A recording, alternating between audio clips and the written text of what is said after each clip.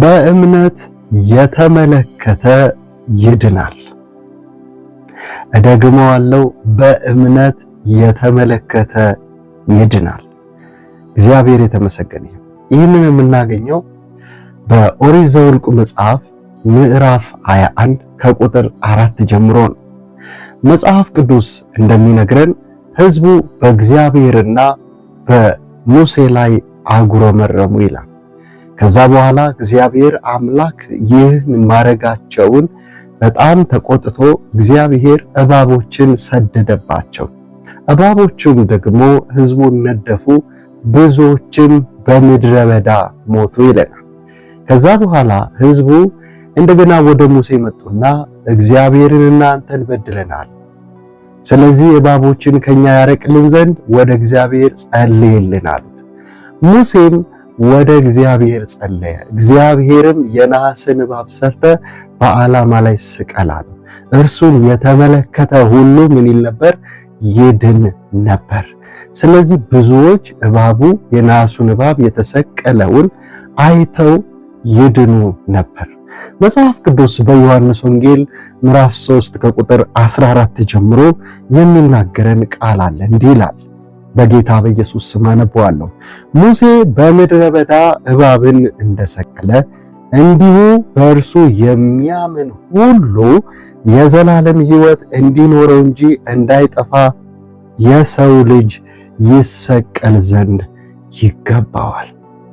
የሰው ልጅ ይሰቀል ዘንድ ይገባዋል። በእርሱ የሚያምን ሁሉ የዘላለም ሕይወት እንዲኖረው እንጂ እንዳይጠፋ እግዚአብሔር አንድያ ልጁን እስኪሰጥ ድረስ ዓለምን እንዲህ ወደዋልና። ዓለም በልጁ እንዲድን ነው እንጂ እንዲጠፋ፣ ዓለም በልጁ እንዲድን ነው እንጂ በዓለም እንዲፈርድ እግዚአብሔር ወደ ዓለም አላከውምና።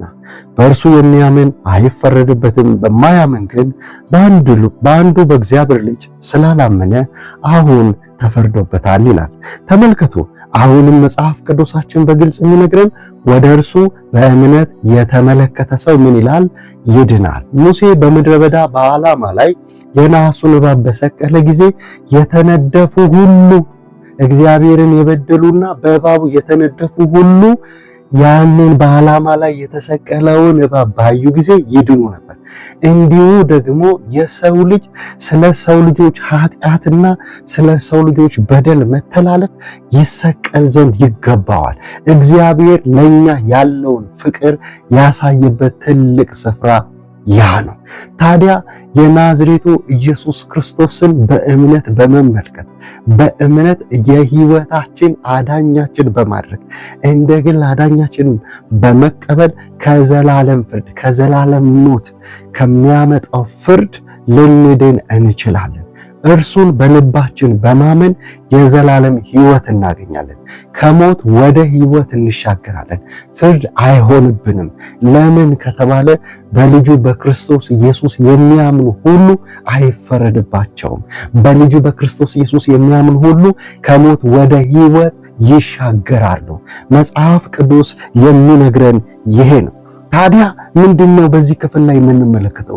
የመጀመሪያ ሕዝቡ እግዚአብሔር ላይ በማመጻቸው እግዚአብሔር አምላክ ነዳፊ እባብን ላከባቸው። እነርሱም ተነድፈው አብዛኞቹ ሞቱ ይለናል።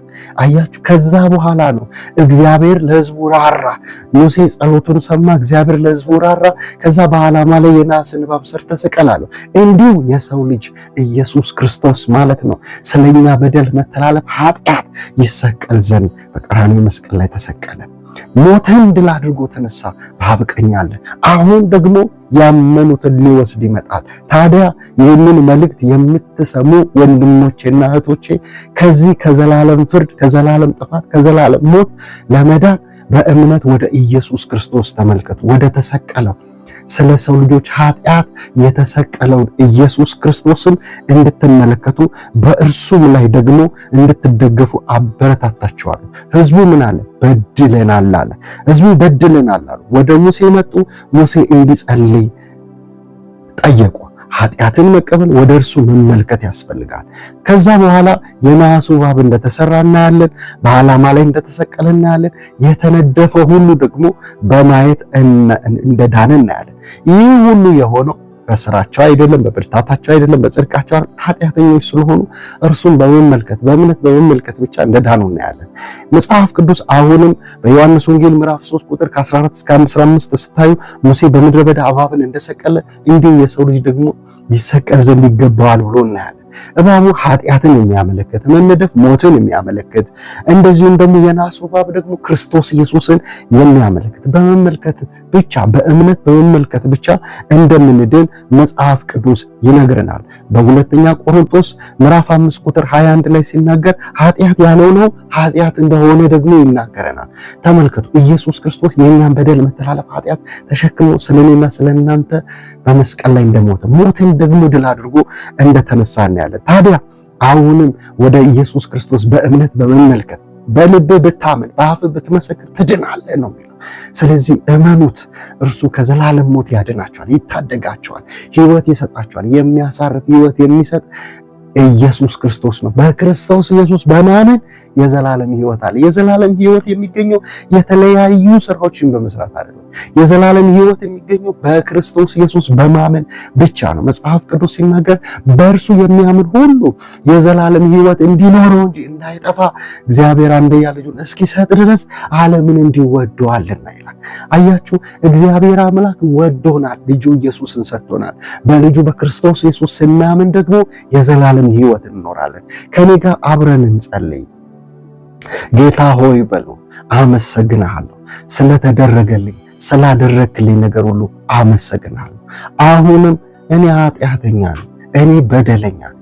በደሌን መተላለፌን ሁሉ በኢየሱስ ስም ይቅር በለኝ። ስለኔ እንደሞትክ ደግሞ ሞትን ድል አድርገህ እንደተነሳ አምናለሁ። አሁን ኃጢአቴን ይቅር በለኝ። ስሜን በሕይወት መዝገብ ላይ ጻፍልኝ። እንደ ልጅህ አድርገህ ተቀበለኝ። በኢየሱስ ስም አሜን አሜን። አሁን ይህንን ጸሎት የጸለያችሁ እናንተ በዚች ደቂቃ የእግዚአብሔር ልጆች ሆናችኋል። ከዘላለም ሞት ወደ ዘላለም ሕይወት በኢየሱስ ስም ተሻግራችኋል። አሁንም በተለያየ ድካም ውስጥ ያላችሁ ሰዎች ከኔ ጋር ጸልዩ። ጌታ ሆይ በሉ፣ አሁን በሕይወቴ ላይ በብዙ ድካም ውስጥ አለሁ። እንደገና እንድታድሰኝ፣ እንደገና እንድታበረታኝ፣ እንደገና ወደ ትጋቴ እንድትመልሰኝ በኢየሱስ ስም ጸለይኩኝ።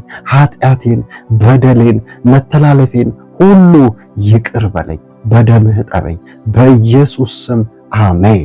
እናንተም የእግዚአብሔር ልጆች ሆናችኋል። እግዚአብሔር የተባረከ ይሁን። ልጆቹ ኃጢአትን አትስሩ። ኃጢአትን በሰራችሁ ጊዜ ከአብ ዘንድ ምን አለን? ኃጢአታችንን ይቅር የሚል ጠበቃ አለን። እርሱም ኢየሱስ ክርስቶስ ነው። በእርሱ ድናችኋል።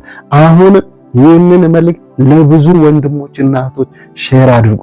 ምክንያቱም በእምነት በመመልከት ወደ ተሰቀለው ወደ ኢየሱስ ክርስቶስ በመመልከት የዘላለም ሕይወት አለን። ከሞት ወደ ሕይወት የምንሻገርበት ነው። አሜን። እግዚአብሔር የተመሰገነ ይሁን። እግዚአብሔር ሆይ ስለረዳን እናመሰግናለን። ከፍ በል። ይህን መልእክት ለብዙዎች የመጽናናት መልእክት ስለሆነ አመሰግናለሁ። ጸልያለሁ። ማንኛውም አጋንንታዊ አሰራር፣ ማንኛውም የጨለማ ስራ በኢየሱስ ስም ይፍረስ። በኢየሱስ ስም ይፍረስ። በኢየሱስ ስም ይፍረስ። ማንኛውም ያስጨነቃቸው እመን፣ በሽታ በኢየሱስ ስም ይነሳ። በኢየሱስ ስም ይነሳ። በኢየሱስ ስም ይነሳ። አሁን ፈውስ ይሁን። አሁን ተአምራት ይሁን። ያስጨነቃችሁ በናዝሬቱ በኢየሱስ ስም ይነሳ። ፍጹም ሰላም፣ ፍጹም ጤንነት፣ ፍጹም ደስታ በኢየሱስ ስም ያገኛችሁ። የጌታ በረከት በሕይወታችሁ ይምጣ። በሮቻችሁ ይከፈትላችሁ። እግዚአብሔር ያስደንቃችሁ። ሰላም ይሰማችሁ። ደስታ ይሰማችሁ። በጎነቱን ማየት ይሆንላችሁ። በናዝሬቱ በኢየሱስ ስም ሕይወታችሁ ከቃሉ የተነሳ የተባረከ ይሁን። አሜን። ተባረኩ። ወዳችኋለሁ። ለብዙ ወንድሞችና እህቶች ሼር አድርጉ። ወንድማችሁ ነብይ ሄኖክ ጌቱ ነበርኩ።